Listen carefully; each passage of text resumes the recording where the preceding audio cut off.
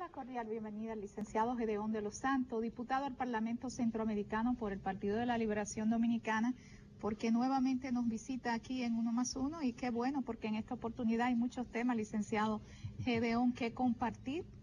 Sí es. Vamos a empezar por el más reciente y de mayor impacto, el acuerdo del gobierno dominicano con la Barry, un balance desde su perspectiva como profesional y como político. Primero, muchas gracias. Siempre es un gusto aquí estar con ustedes. Bueno, yo pienso que el presidente Danilo Medina se suma a una lista de presidentes progresistas en América Latina que han hecho valer el interés nacional y están expresando una nueva forma de independencia en América Latina, que para mí se inició con la victoria del fenecido presidente Chávez en 1998. A partir de ahí se inició una crisis de hegemonía en la región y en diferentes partes del mundo, un nuevo orden mundial que se está conformando, nuevas potencias como Brasil que sirven de equilibrio en la región y sobre todo una nueva conciencia de la autodeterminación de nuestros pueblos en los últimos 15 años en América Latina. Digo esto porque sin esos cambios hubiese sido imposible que el presidente de un país pequeño, pobre, en el patio de una superpotencia, pudiera exigir la revisión de un contrato a una multinacional. Por hechos parecidos a estos, hace 20 años tumbaron muchos gobiernos y a algunos como Allende le costó la vida. Con esto quiero resaltar que estamos gozando en América Latina de una nueva independencia que yo creo que es importante valorar. Incluso antes de ayer se eligió por primera vez a un latinoamericano como director de la Organización Mundial del Comercio.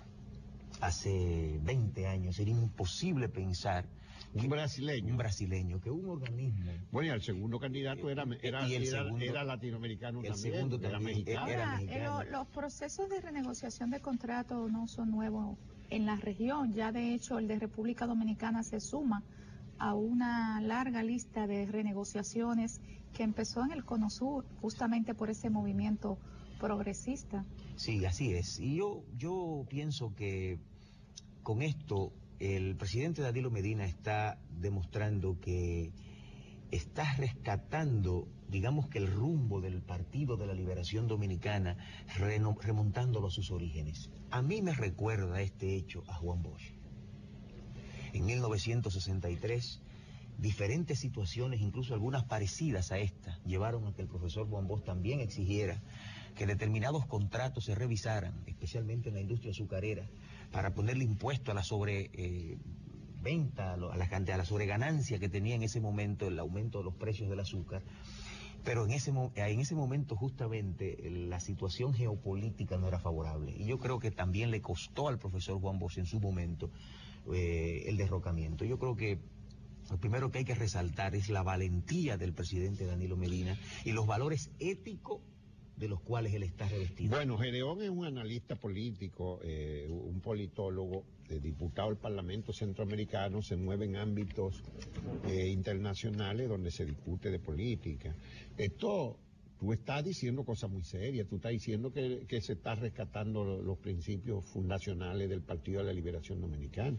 Esto implica una revisión de un contrato que firmó un gobierno del PLD. Eso tiene repercusiones políticas. Y que el expresidente Fernández calificó como un contrato modelo. Bueno, yo he dicho que todos los presidentes del mundo tienen luces y sombras. Incluso presidentes tan nobles como Nelson Mandela o Abraham Lincoln en su momento también fueron cuestionados cuando salieron del poder. Y con esto quiero decir que para mí... Pero no por hacer un contrato así. Sí, pero lo que quiero decir es lo siguiente. Para mí, en el balance de luces y sombras del expresidente Leonel Fernández, yo creo que él tiene más luces que sombras. Y más, quiero decir... ¿Y piensa que se puede hacer? ¿Y si piensa sinceramente que se puede acercar a Mandela o a Lincoln? No, para nada, pero lo que quiero decir, lo pongo de ejemplo porque fueron presidentes que todo el mundo acepta que tienen mucha nobleza. Lo que quiero decir es que estoy incluso seguro que la mayoría de los errores que pudo haber cometido el compañero Leonel Fernández no los cometió de mala fe. Y yo no creo... El desmesuramiento, el desastre financiero del año pasado, que acaba de ponerlo la Cámara de Cuentas, lo acaba de volver a poner sobre el tapete, que no ha podido decir qué pasó. La Cámara de Cuentas no ha tenido ni siquiera los papeles justificativos de esos gastos. No, y que en el informe del primer trimestre ahora descubrimos que 15.000 millones se dedicaron a pago de deuda del año pasado. Bueno, yo pienso y vuelvo a reiterar, no creo que los errores que cometió el compañero Leonel Fernández los haya cometido de mala fe. Yo pienso sí que el modelo o los modelos en los que él se basó, tanto el modelo económico como el modelo político y el modelo social, se gastaron y colapsaron. ¿Y cuál fue ese modelo político? Yo creo que esos modelos ya no tienen nada que darle a la República Dominicana. El modelo económico, por ejemplo, para mí, fue un modelo que se inició en 1992 con las reformas que hizo el doctor Balaguer. Ese año hubo reforma fiscal, laboral, sistema de pensiones, etcétera. Nosotros llegamos al poder en el 96. Encontramos las reformas fresquecitas.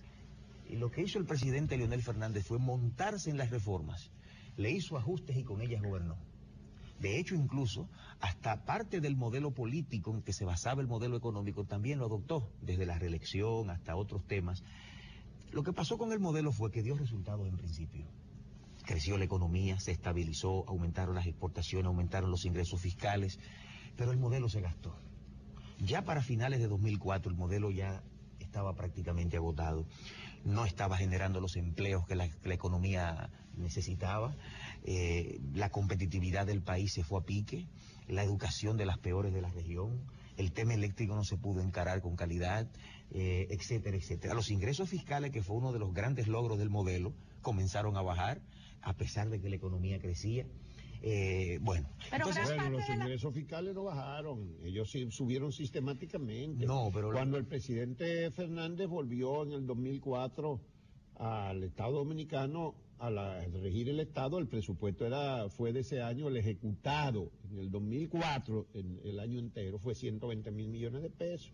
Y estamos en 500.000. Los ingresos han aumentado año tras año y el endeudamiento, solo en los últimos 5 años se duplicó el endeudamiento. Si ingreso hubo. Bueno, mire, sí, lo que pasa es que cuando uno ve los ingresos fiscales como una cifra bruta, se puede equivocar. Bueno, hay que verlo, inflación baja. Hay que verlo con respecto al PIB. En el 99, que fue el momento cuando mayor ingreso fiscal hubo, fue 17.6% del PIB como presión tributaria. El año pasado fue 12.9%. Es decir, hemos ido bajando con respecto al Producto Interno Bruto. Y lo otro es que uno de los defectos del modelo era el bajo ahorro interno. El año pasado el ahorro interno bruto global fue del 8% del PIB. Es decir, el consumo global de la República Dominicana fue de 92% del PIB. En la media en América Latina es 66%. Es decir, nosotros somos uno de los países que más dinero utiliza para consumo y no para inversión. Lo que quiero decir como defecto del modelo es que una economía que no ahorra tiene que endeudarse. Pero eso es parte de la crítica que se formula al modelo económico. Consistentemente del derroche, de la malversación, del robo público, del gasto superfluo, del pago enorme de nóminas y nominillas. Todas esas son las críticas que se están haciendo. Licenciado, cuando yo le escuché hablar a usted del profesor Juan Bosch y cómo lo emulaba a partir de lo que fue este acuerdo que suscribió el gobierno de Danilo Medina, me preguntaba, ¿y por qué los gobiernos del PLD se han montado sobre ese modelo y no se fueron a las raíces de lo que fueron los postulados de Bosch, que ahora parece que Danilo Medina está retomando? Bueno, Gedeón dice que lo está retomando. Por eso digo que por qué los gobiernos del PLD anteriores no lo hicieron. Parece como que no es... Decir que no fue de mala fe, no sé, ¿fue una opción o no fue una opción? Bueno, yo pienso que con la salida del compañero Leonel Fernández del poder se cierra un ciclo de la historia dominicana. Con la llegada de Danilo Medina al poder se abre un nuevo ciclo. Un nuevo ciclo que va a tener como característica digamos que la creación de las bases, por lo menos, de un nuevo modelo económico, de un nuevo modelo social y de un nuevo modelo de gestión del Estado, que tiene que tener como, digamos que característica global, mantener el crecimiento y la estabilidad, con eso no se juega, pero con justicia social. Uno de los peores defectos del pasado modelo era que no hacía justicia social, porque no disminuía pobreza y porque había una alta concentración de las riquezas. El año pasado, en el informe sobre panorama social de América Latina de la CEPAL, apareció un cuadro donde estaban los países de América Latina, y lo que pudimos ver con pena fue que países como Venezuela, que en el 2001 tenían 49% de pobreza, para el 2011 tenían 25%. Nosotros en el mismo periodo teníamos 47 en el 2001 y 42 en el año 2011, 5 puntos, siendo la economía que más creció en América Latina. Algo estaba pasando en nuestra economía, que era la que más crecía en América Latina, pero no disminuía pobreza. Pero además, la concentración de la riqueza, que es un elemento también clave para el tema de la pobreza, el índice de Gini lo que hizo fue aumentar cada año en la medida en que la economía crecía. Pero ahora en el informe del primer trimestre de ejecución presupuestaria, lo que observamos es que 15.000 millones se tuvieron que tomar para pagar deudas y compromisos de el año pasado, y sin embargo la ejecución en salud o educación fue tremendamente baja con relación a lo presupuestado. Es decir, hay ahí un temor, un indicio. Herencia del desastre financiero del año pasado. Yo insisto, el viejo modelo se agotó. Ese modelo no tiene nada que darle a la República Dominicana. El presidente Danilo Medina está llamado a crear las bases de un nuevo modelo económico. Pero se pudo prorratear un poquito, así como están prorrateando lo de la Barri ahora.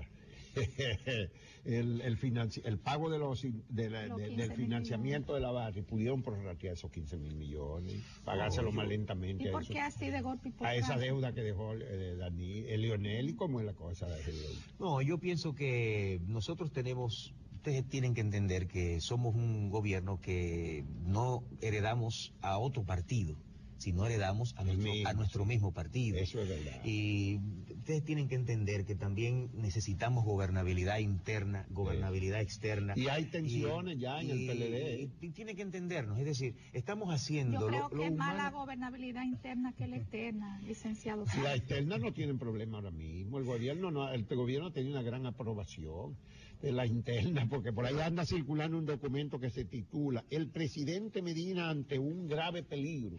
Un documento que ya aquí hemos aludido, de 22 páginas, renglón seguido. Un documento denso, que es un pasquín, pero un pasquín contra el gobierno, pero elaborado dentro del PLD, sí, obviamente, por todo lo que plantea y dice. Hay tensiones, entonces. Déjenme decirles, esa misma valentía que el presidente Danilo Medina ha demostrado para enfrentar intereses poderosísimos, como son estos intereses de multinacionales, ustedes verán que la va a aplicar para intereses nacionales que también están trabando, digamos que son como un nudo gordiano que impiden que cosas importantes de la vida nacional no se desarrollen. Ustedes verán que en su momento, con la calma, con el plan que estamos llevando, vamos también a enfrentar situaciones que por muchos años el país ha querido que se enfrenten. O sea, que se va a hacer lo que nunca se ha hecho. Se va a hacer lo que nunca se ha hecho. Denos tiempo, pero se va a hacer lo que nunca se ha hecho también. Danilo Medina, y déjeme decirle, navegar sobre agua con ese presidente valiente que tenemos. Bueno, mira, él ha sido valiente con la de la Barri, se portó muy valiente. Y valiente no solo frente a la Barri, sino frente a Lionel también. Sí, el acto de valentía, yo decía que se me parecía a don Juan. O sea, don Juan hizo ese contrato y lo amarró y lo calificó de modelo. Bueno, lo importante en esto es que se destraben cosas en la economía, sí, en la sociedad, que por años se mantienen, digamos que deteniendo el desarrollo nacional. Danilo lo va a hacer, ustedes verán. Pero a nosotros ese tipo de documentos de pasquines no le damos ningún tipo de credibilidad y al contrario, no queremos alimentar el morbo de la población, pero sí como analista preocupado por la realidad del país, creemos que las cosas que se dicen ahí, que involucran ya nombres, apellidos de personas, empresas, empresarios, funcionarios, en qué plazo de tiempo el presidente Medina va a tomar decisiones que permitan que los sectores que han leído ese documento observen una línea de respuesta contundente a los hechos de supuestos actos de corrupción, que un documento elaborado desde dentro del PLD, porque sin lugar a dudas eso tiene que haber sido así, está poniendo en entredicho acciones como por ejemplo la posibilidad de que haya un retroceso en el favoritismo a las importaciones de bienes, que fueron una de las primeras medidas del presidente Medina, llevar transparencia a todo el tema de asignaciones de importaciones. Ahí se dice que agrícolas. Hay un retroceso en eso. Entonces, bueno, mira, hay dos cosas. el presidente Medina se caracteriza por su paciencia, pero ante hechos imputados de esa naturaleza.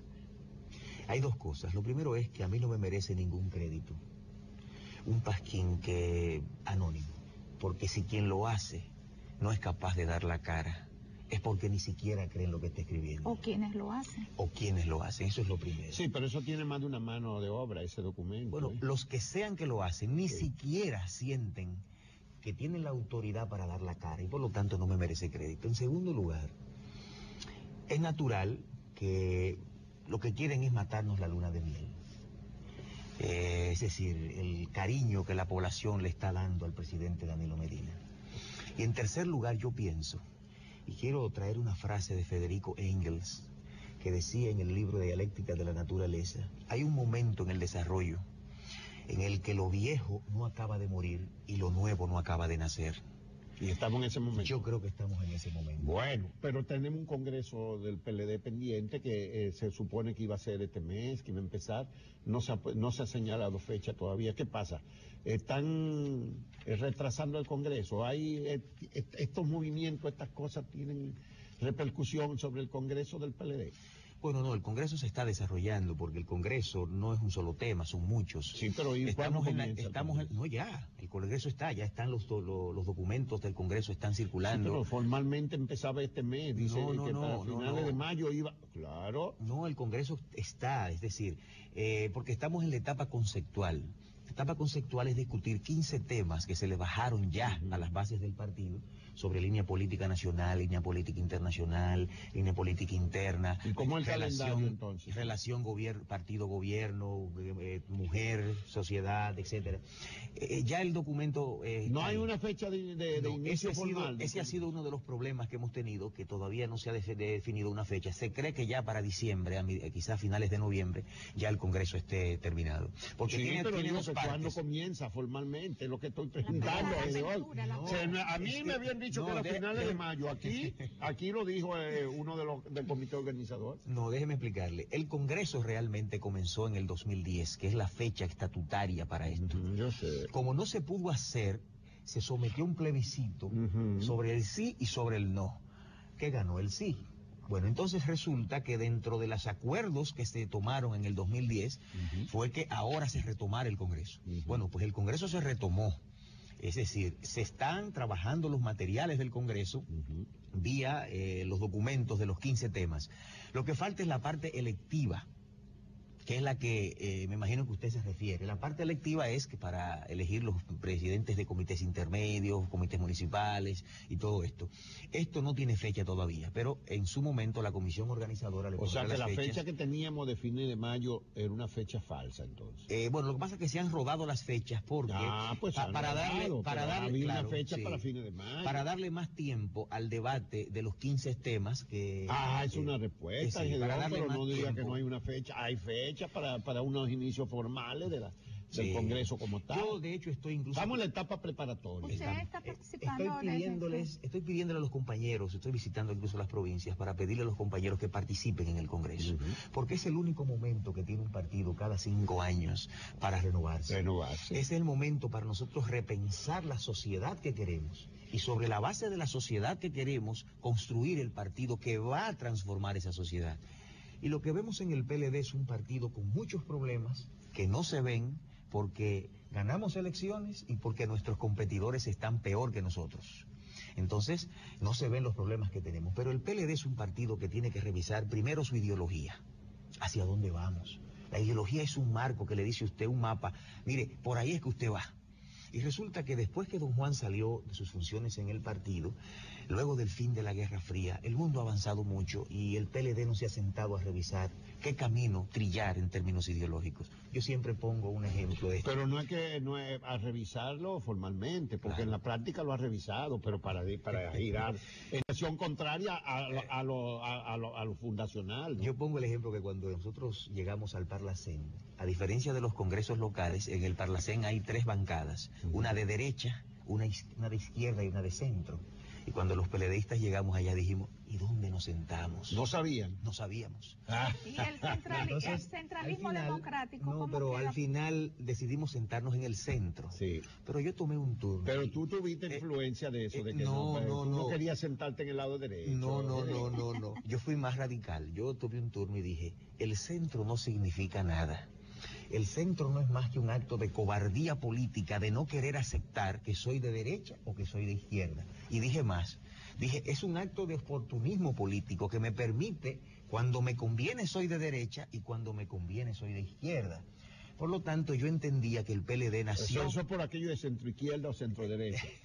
Yo decía entonces que el PLD, aunque no se ligue a un movimiento de izquierda específico, nosotros podríamos trillar nuestro propio camino. Pero el PLD nació como un partido de izquierda, mucho más en un momento en que las izquierdas están haciendo justicia social. Han demostrado que dentro del capitalismo es posible hacer justicia social, hacer Bueno, por reformas. aquí estuvo Correa, De hecho, que dejó una estela de... De hecho, incluso el presidente Lula, le escuché decir en días pasados, increíble. Hemos demostrado ser... ¿Estuvo por allá por el Parlacén, el presidente Lula? No, la región allá. Y entonces decía, vi las declaraciones que él dijo, increíble. Hemos demostrado ser más eficientes administradores del capitalismo que los propios capitalistas, decía Sí, es Lula. verdad. Es decir, yo creo que el PLD, que fue un partido siempre con una orientación de izquierda, basado en la justicia social, redistribución de riquezas, aunque nos desviamos un poco, yo creo que con el gobierno de Danilo Medina se está retomando de nuevo ese camino de los orígenes del Partido de la Liberación Dominicana. Y esta revisión del contrato de la Barrigol lo que viene es a reforzar los ideales originarios del PLD de autodeterminación de nuestros pueblos, de una independencia nueva y de un partido que haga realmente justicia social y redistribución de riquezas en el país. Yo creo que Danilo Medina lo está haciendo. Bueno, la verdad es que a mí me parece, cuando yo oigo hablando a Gedeón, tú me recuerdas una época y un personaje particularmente aquí, en 1+1. Yo me remonto a los años 90, porque así como tú no ves, esto comenzó en el 87. Y yo me remonto y recuerdo aquí a nuestro amigo Leonel Fernández. ¿Te parece mucho hablando y el discurso y la conceptualización y la preocupación y por lo ideológico y cosas? Y mira, déjame decirte, nosotros nos entusiasmaba mucho ese discurso de Leonel también. ¿Y por qué no entusiasmarse de nuevo? Por eso, porque me además, entusiasma oírte hablando, me entusiasma que quiero decir eso. Pero lo que yo quisiera es que no me diera una nueva decepción. Licenciado después. Santos, Pero porque si usted, Gedeón cuando sube. inició sus palabras, usted hizo un panorama de cómo quedábamos en la región en términos de educación, de salud y cómo. Entonces, por eso dicen por ahí que un pesimista es un optimista bien informado. Bueno, entonces, pero usted mismo nos acaba de ilustrar lo mal que estamos en la región y la deuda social acumulada que tenemos. Entonces, ¿cómo fomentar un optimismo sobre base más firme? Pero lo que estamos viendo es un presidente, Danilo Medina, que está cumpliendo su promesa de campaña de corregir lo que está mal, continuar con lo que está bien y hacer lo que nunca se hizo. Ajá. Yo pienso que él está honrando su compromiso con la sociedad dominicana. Creo que está trayendo un nuevo estilo de dirigir el país, una nueva relación con las comunidades. Creo que tiene una relación diferente con sus funcionarios. Ustedes verán en su momento los remeniones de mata que él va a hacer cuando hayan problemas que riñan con la ética. Él va a exigirle a sus funcionarios, les está exigiendo planificación y control. Ustedes verán a un Danilo Medina tomando decisiones sumamente fuertes en la República Dominicana. Yo creo que Danilo Medina, además de esto, tiene una forma de comunicación excelente, basado en el hacer más que en la propaganda. Yo pienso que el compañero Danilo Medina está cumpliendo su palabra, la palabra empeñada, Y por encima de todo, creo que está cumpliendo su promesa de campaña de cambiar el modelo. Pero ¿tú crees que el Congreso del PLD va a tener incidencia en esos cambios que tú estás configurando? Bueno, ¿Si van a fortalecer esa tendencia o va a predominar? Porque el PLD ha tenido un caudillo en los últimos años muy fuerte en el presidente Fernández y en ese grupo que ya parece se le señala como una corporación. ¿Tú crees que el Congreso va a fortalecer ese camino? Yo creo que el Congreso del partido y el gobierno de Danilo está y va a lograr que lo nuevo acabe de nacer y que lo viejo termine de morir. Sí, señor. Bueno, la verdad es que uno te oye y parece que sí, que uno tiene que mantener el optimismo. Hay un tema que yo quiero plantearte a ti porque creo que tú eres una persona con capacidad para entender eso. Además, tú te mueves en el ámbito internacional. La desnacionalización. ¿A ti no te han planteado ese problema en América Central? Tú no has escuchado, porque cada vez que yo salgo del país me abordan por todas partes, en los ámbitos internacionales, aunque sea en los y en los pasillos. diplomáticos. El problema, ¿cómo tú piensas que debemos resolver ese problema? Si es que tú lo ves con el problema, porque a lo mejor tú estás como Roberto Rosario, que dice que no hay ningún problema. ¿Pero desnacionalización en qué sentido? Los 22.000 ciudadanos, 19.015 de origen haitiano, que la Junta le ha negado pedirle la copia de su acta de nacimiento. Bueno, mire... ¿Cómo lo ven en el ámbito tuyo internacional?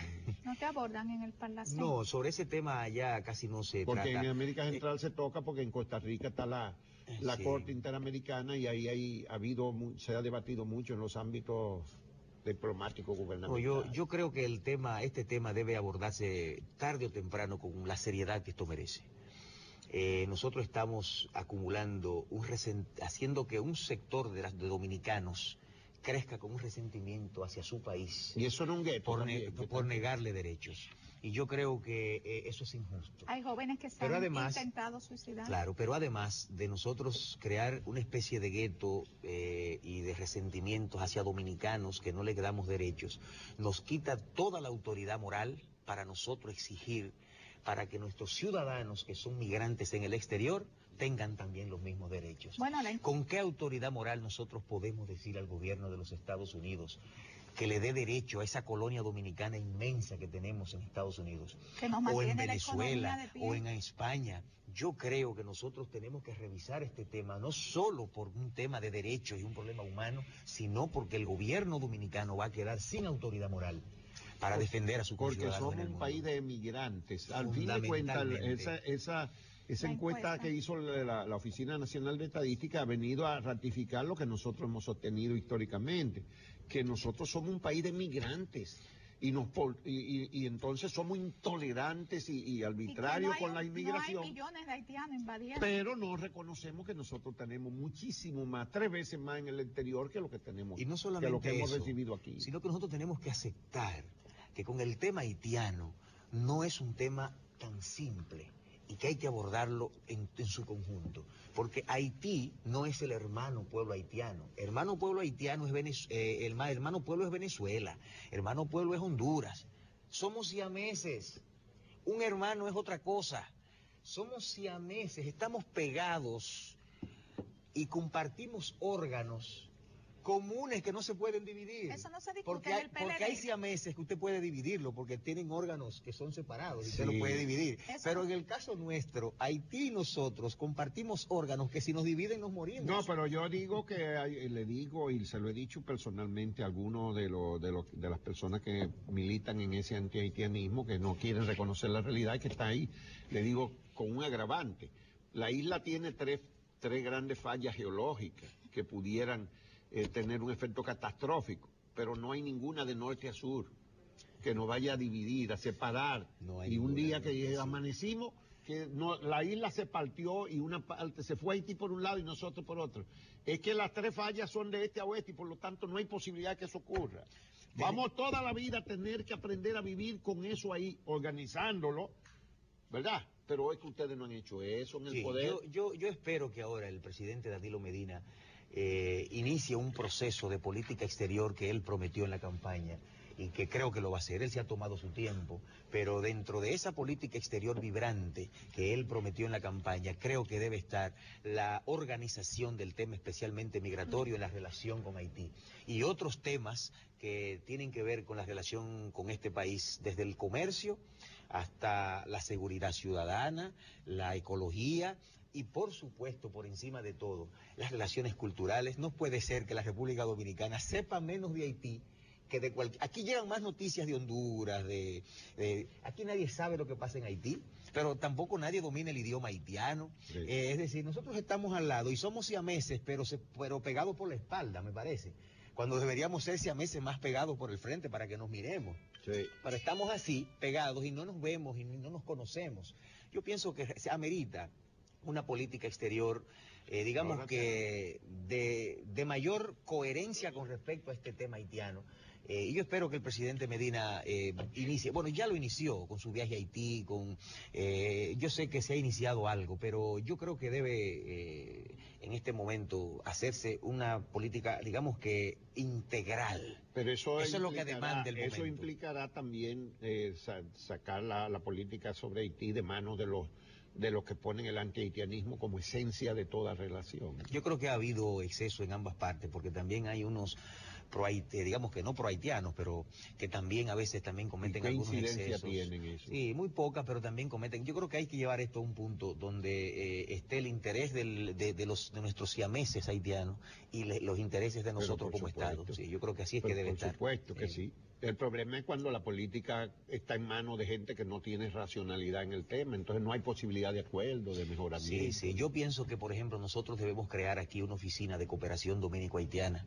Si usted se pone a ver cuál es la diferencia entre el... Bueno, pero hay toda una comisión bilateral que se reúne cada 2 o 3 años y dice que va a funcionar. Y ahí no funciona. Bueno, muchas gracias. Se acabó el tiempo hace un ratito ya. Al licenciado Gedeón Santos, diputado al Parlamento Centroamericano y miembro... tú eres todavía subsecretario...